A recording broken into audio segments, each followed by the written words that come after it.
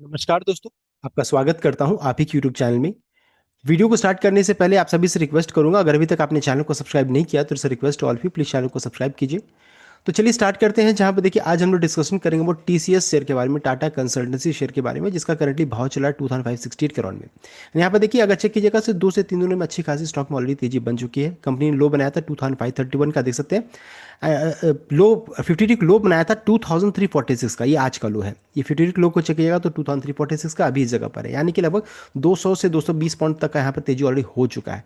तो मैं यहाँ पर क्या करूंगा, तो मैं यहाँ पर बाय एंड डिप की स्ट्रैटेजी से काम करने वाला हूँ। बिकॉज देखिए अब है क्या कि ऑलरेडी लो बन चुका है, रिकवरी के संकेत आ रहे हैं। कंपनी आज के दिन में जो रहता है रिजल्ट डिविडेंड ट्रांसमिट करने वाली है। तो इस वीडियो में हम लोग डिस्कस करेंगे कि रिजल्ट कैसा हो सकता है, क्या अनुमान लगाया जा रहा है, रिजल्ट क्यों अच्छा हो सकता है उसको भी चेक करेंगे, ब्रोकरेज का व्यू क्या है, कितना डिविडेंड कंपनी अनाउंस कर सकती है, इन सभी चीज़ों को चेक किया जाएगा। तो चलिए स्टार्ट किया जाए। यहाँ पे सबसे पहले चीज देखिए, रिजल्ट कब आएगा, तो एक्सपेक्टेड बिटवीन 3:45 से 4:30 पीएम के बीच में ये रिजल्ट कभी भी कंपनी अनाउंस कर सकती है। साथ साथ रिजल्ट तो रहेगा ही, उसके अलावा कंपनी जो रहता है फाइनल डिविडेंड का भी अनाउंसमेंट कर सकती है। उसके अलावा 5:30 में जो रहता है मीडिया ब्रीफिंग यहाँ पर होगा, यहाँ पे सीईओ एंड सीएफओ जो रहता है अपना अपना स्टेटमेंट्स देंगे। तो ये भी इंपॉर्टेंट होने वाला है। साथ ही साथ अगर चेक कीजिएगा तो 7 बजे देखिए शाम के समय में 7 बजे ये देखिए कॉल रहेगा, we likely address record high senior management attrition 16% and impact of ongoing West Asia crisis on global IT spending, इसको लेकर के यहाँ पर अपडेट आएगा। देखिए कितनी सारी चीज़ यहाँ पर होगी। तो ये एक तो है कि रिजल्ट अनाउंसमेंट्स शाम के वक्त में, देखिए ध्यान दीजिएगा 3:45 से 4:30 के बीच में। मीडिया ब्रीफिंग सीओ सीएफओ की तरफ से 5:30 में होगा। उसके अलावा 7 बजे रहता है यहाँ पर मैनेजमेंट कॉल यहाँ पर होने वाला है। तो यहाँ पर सब कुछ मैंने यहाँ पर लगा दिया, आप उसको चेक कर सकते हैं।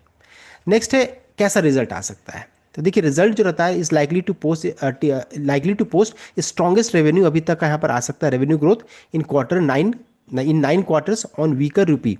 तो चूंकि देखिए रुपया अभी कमजोर है, उसका बेनिफिट जितने भी आईटी कंपनी से उसको मिलने वाला है।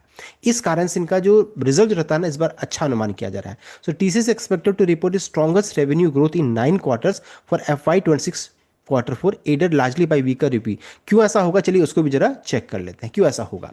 तो देखिए सबसे पहला चीज है कि India's largest software exporter is likely to post 4% sequential rise in revenue. 4% revenue बढ़ सकता है, इतना आ सकता है 69,012 crore for Q4। Net profit is estimated to grow by 2.7%, यहाँ पर आ सकता है, ये देख सकते हैं। अब है क्यों ऐसा होगा, क्यों अच्छा रेवेन्यू आएगा, तो इसके पीछे रीजन क्या है कि डिप्रिसिएटिंग रूपी टिपिकली बेनिफिट करता है export oriented IT companies such as TCS, Infosys, Wipro, HCLTech. तो देखिए जितने भी आईटी कंपनी सबका रिजल्ट अच्छा इस बार एक्सपेक्ट किया जा रहा है, because a large share of the revenue comes from overseas market specially the US. This firm bill client largely in dollars, तो ये बिलिंग करते हैं डॉलर्स में। वाल रिपोर्टिंग, अभी जब रिजल्ट जब रिपोर्ट करेंगे वो रुपए में होगा। When the rupee weakens against the dollar, each dollar earned convert into higher rupee value, boosting reported revenue and margin even if underlying business volumes remain steady। अब आप सोचिए कि पहले इनको जो भी चार्ज करते थे तो $70 मान लीजिए इनको उधर से आता था, $70 आता था। $1 मान लीजिए उन्होंने चार्ज किया तो इसको रुपये में कन्वर्ट करते थे 70 रुपीज़ आता था। अभी मान लीजिए सिमिलरली $1 वो चार्ज कर रहे हैं, अब कितना आ रहा है, तो 92 से 93 रुपीज़ करोड़ में आ रहा है। यानी कि जो रिपोर्ट कर रहे हैं रुपये में इसको कन्वर्ट कर रहे हैं तो इनका रेवेन्यू काफ़ी बड़ा नजर आएगा इस बार। For the March quarter the rupee depreciated an average of 4.6% against the dollar, the sharpest quarterly weakness since June 2020, providing meaningful currency tailwind for exporters. तो रिजल्ट जो रहता है एक्सपेक्टेशन काफ़ी अच्छा है कि यहाँ पर अच्छा रिजल्ट यहाँ पर आ सकता है सभी आईटी कंपनीज का। रेवेन्यू 69,100 से 70,434 की रेंज में, यानी 8 से 9% का ईयरली ग्रोथ।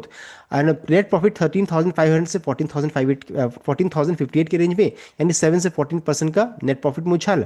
एबिट मार्जिन 25 से 25.3%, इंप्रूव बाई 100 बीपीएस। और डील विंस देखिए यहाँ पर रहेगा 8 से $10 बिलियन का रह सकता है, स्टेबल यहाँ पर हो सकता है। तो ये चीज़ यहाँ पर है, ये मार्केट का एक्सपेक्टेशन है। अगर मान लीजिए इससे ऊपर रहा तो बहुत अच्छी बात है, इस रेंज में रहा तब तो ठीक ठाक सा है।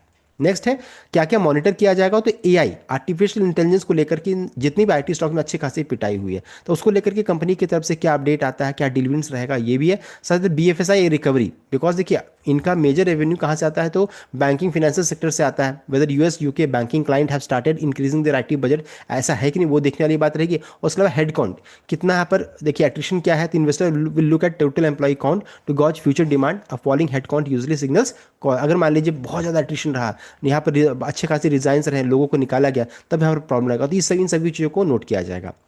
नेक्स्ट है ब्रोकरेज का क्या व्यू है, तो देखिए यहाँ पर अगर चेक कीजिएगा तो 51 एनालिस्ट में से 37 का मानना है, उन्होंने बाय दिया है, देखते हैं बाय रेटिंग दिया है, 9 ने सजेस्ट किया होल्ड एंड 5 ने एडवाइस किया सेल रेटिंग।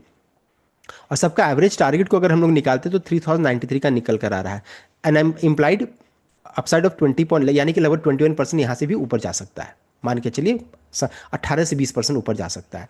अब इसमें चेक कीजिएगा तो मैक्वारी जो रहता है, मैक्वारी का चेक करेंगे, देख सकते हैं मैक्वारी का मानना है कि देख सकते हैं उन्होंने आउट परफॉर्म रेटिंग दिया 4810 का टारगेट।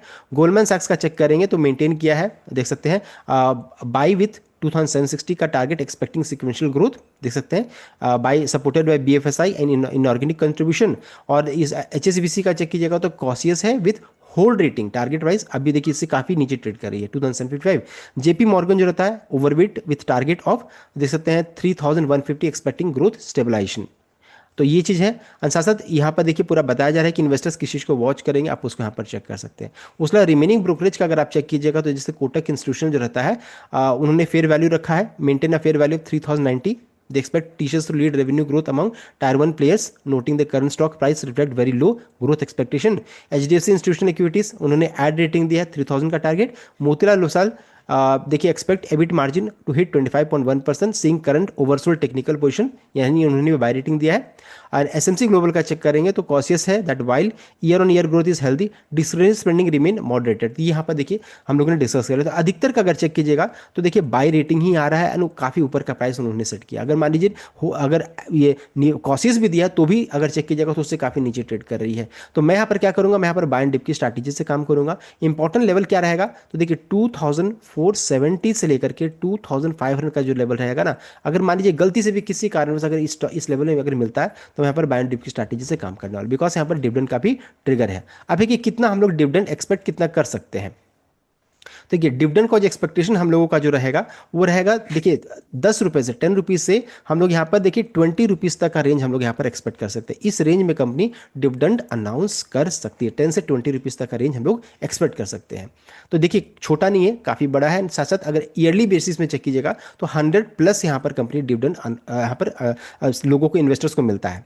तो ये भी छोटा नहीं है, अच्छा खासा डिविडेंड यहाँ पर कंपनी अनाउंस कर सकती है, ये फाइनल डिविडेंड रहेगा। सो ये था कंप्लीट अपडेट। आई होप आपको लाइक या शेयर करें, चैनल को सब्सक्राइब कीजिएगा। Thank you.